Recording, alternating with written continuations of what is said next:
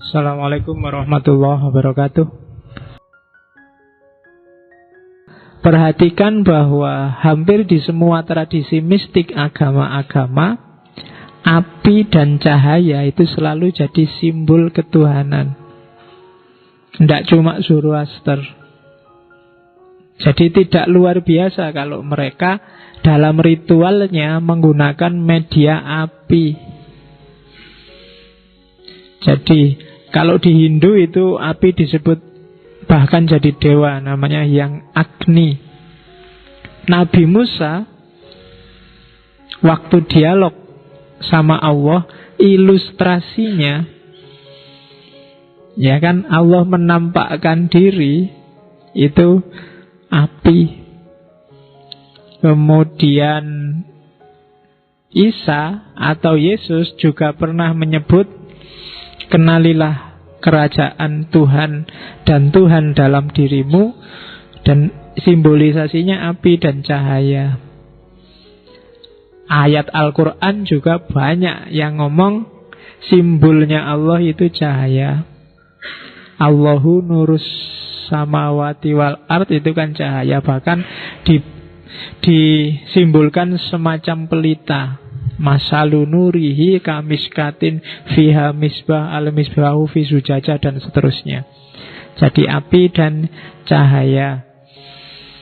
Kalau di agama Hindu itu disebut pelita, cahaya ilahi. Kalau di agama Buddha disebut pencerahan, nirwana, dan seterusnya. Jadi tidak ada luar biasanya, kamu nggak harus heran kok ada yang nyembah api. Karena memang cahaya itu manifestasi visual paling dekat dengan cahaya itu api. Bahkan zaman dulu sampai karena cahaya dan api terus ketemunya matahari. Akhirnya ada banyak suku-suku tertentu yang disembah matahari.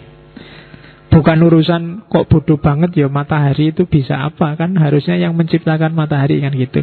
Tapi jalan pikirannya mereka begitu. Termasuk yang paling terkenal Ratu Saba yang disebut dalam Al-Quran itu kan Kila juga menyembah matahari.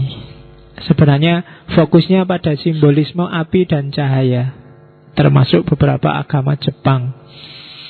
Jadi api dan cahaya itu membacanya simbolisme, bukan Tuhannya.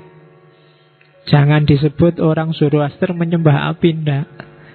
Kalau kamu sebut itu mereka marah. Sama kayak kamu dibilang orang Islam nyembah Ka'bah, kan enggak. Atau jangan-jangan kamu mau jawab iya, dimarahi orang banyak kamu. Jadi itu simbolisme.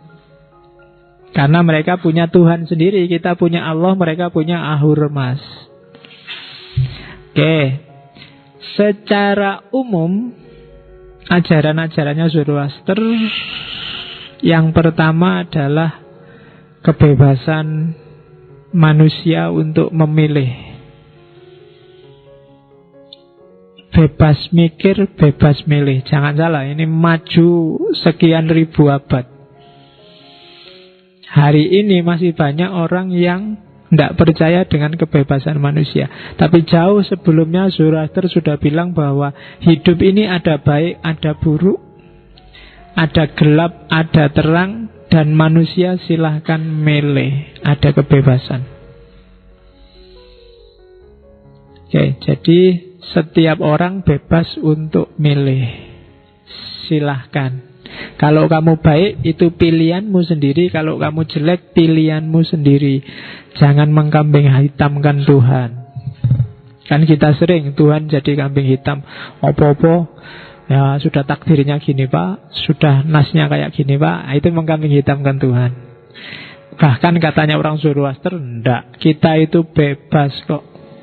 Kenapa kok nilaimu jelek? Ya karena kamu males, kan simple. Kamu kan gak bisa. Loh, males saya itu kan sudah takdirnya Allah Pak. Nggak iso ngono. Kalau ada Umar bin Khattab, kamu bisa dipukuli itu. Ya kan? Karena ada maling yang kecekel terus dia, loh kok saya ditangkap ini gimana? Saya maling, ini kan sudah takdirnya Allah. Nah, terus Umar bin Khattab bilang, ya saya mukuli kamu juga takdirnya Allah. Jadi kamu bonyok semua juga takdirnya Allah. Oke, jadi gayanya orang Majusi, orang Zoroaster nanti menginspirasi beberapa kalangan di dunia Islam belakangan melahirkan kelompok namanya Qadariyah. Makanya ada hadis yang bagi beberapa kalangan hadis do'if. Ya, meskipun itu do'if kan berarti dibikin oleh ulama tertentu pada zamannya yang bilang Al-Qadariyatu majusu hadhil ummah. Orang Qadariyah itu majusinya umat Islam. Maksudnya apa sih? Karena orang Qadariyah memfatwakan kebebasan manusia. Dan ajarannya Zoroaster itu manusia itu bebas. Mirip. Sehingga ada ulama yang bilang dan menisbatkan fatwanya itu ke Nabi. Padahal Qadariyah itu munculnya jauh setelah Nabi meninggal. Jadi secara matan kalau Nabi bilang Al-Qadariyah itu majusuatil ummah itu dipertanyakan. Tapi itu menunjukkan bahwa memang ada kemiripan antara Qadariyah sama Majusi. Terus implikasinya apa? Berarti baik buruknya manusia, sukses tidaknya manusia, itu kuncinya ada di manusia itu sendiri. Dan besok akan ada hari pembalasan. Kalau manusia milih yang baik, ya besok sukses menyeberang Sirotol Mustaqim, versinya orang Zoroaster. Kalau tidak sukses, ya kamu akan jatuh ke neraka, versinya mereka. Itu pesan yang kedua. Pesannya Zoroaster yang ketiga, ini pesan umum ya, kita belum masuk ke detail. Jadi dunia ini hakikatnya baik, maka jangan lari dari dunia, jangan menghindar dari dunia, jangan anti dunia. Dunia ini diciptakan oleh Allah. Kalau kamu benci dunia, berarti benci yang menciptakan dunia. Ya kan? Ini kadang-kadang kan kita agak kebablasan. Yuk, jangan tergoda oleh dunia, tapi jangan benci oleh dunia.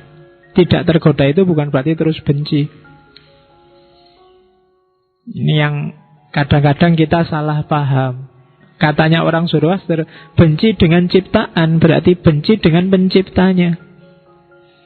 Saya benci Pak hidup dunia ini rusak semua. Loh, dunia yang ciptain siapa? Allah lah. Berarti kamu benci juga sama Allah.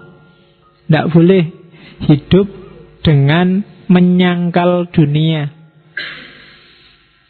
Kita harus hidup di dunia, menerima dunia sesuai keadaannya. Itulah perwujudan rasa ridho dan syukur kita pada Tuhan. Versinya orang Zoroaster. Saya sebut versinya orang Zoroaster. Kalau kamu merasa cocok, ya ambillah. Kalau enggak, ya enggak apa-apa. Karena kadang-kadang kalau di tradisi studi agama ini namanya passing out. Kita keluar sebentar dari kotak kita, kita menjelajahi kotak yang lain, nanti kembali ke kotak kita lagi dengan wawasan yang lebih baru dan segar.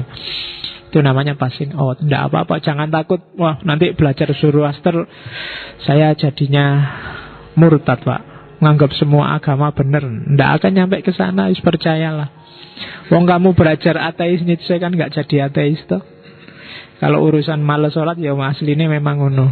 Tidak ada hubungannya sama Nietzsche. Jadi hiduplah di dunia, terimalah dunia ini apa adanya, baik dan buruknya, ikhlaslah. Jangan menggugat yang bikin dunia. Katanya orang Zoroaster.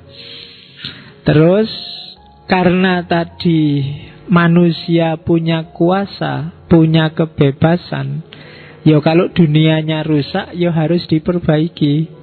Cuma perbaikan itu tidak bisa sendiri-sendiri, harus bareng-bareng. Nggak mungkin 1-2 pencerahan itu. Kalau 1-2 efeknya ya hanya dimiliki oleh 1-2 orang. Harus bareng-bareng. Sejago apapun kiai, ulama, umarok, kalau umatnya, rakyatnya ndak ikut tercerahkan, nggak ikut jago juga, ndak akan terjadi perubahan. Kamu ganti presiden setahun 3 kali, ndak akan ngubah Indonesia kalau kamunya sendiri ndak ikut bareng-bareng ngubah Indonesia. Itu ajaran-ajaran pokoknya Zoroaster. Jadi ajaran sosialnya orang harus berubah bareng-bareng ke arah yang lebih baik.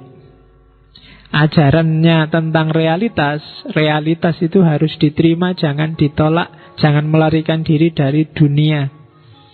Ajaran utamanya tentang manusia, manusia itu bebas, milih. Jadi pesan-pesan utamanya itu Zoroastrianisme. Di luar liturginya, di luar